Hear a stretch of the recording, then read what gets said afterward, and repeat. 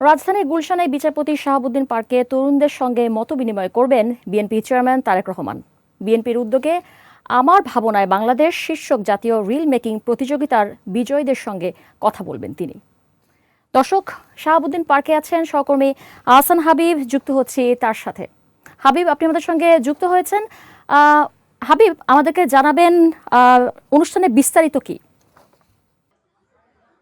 আপনাকে ধন্যবাদ। এরই মধ্যে তারেক রহমান যে আমার ভাবনা বাংলাদেশ যে রিল মেকিং যে প্রতিযোগিতার আয়োজন করেছে, সেই প্রতিযোগিতায় তিনি কিন্তু 10 জন 11টি বিষয়ের উপর এই প্রতিযোগিতা অনুষ্ঠিত হয়েছে।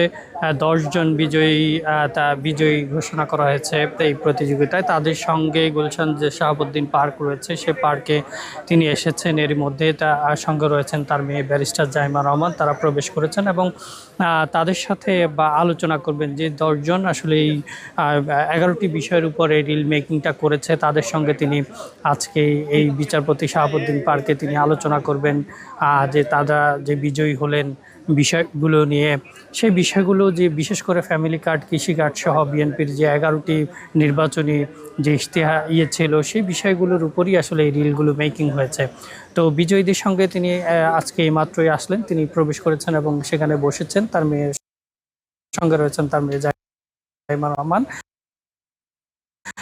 তাদের সঙ্গে মত বিনিময় করবেন, বিজয়ী হলেন সেই বিষয়গুলো নিয়ে আলোচনা করবেন। হাবিব, আপনাকে ধন্যবাদ।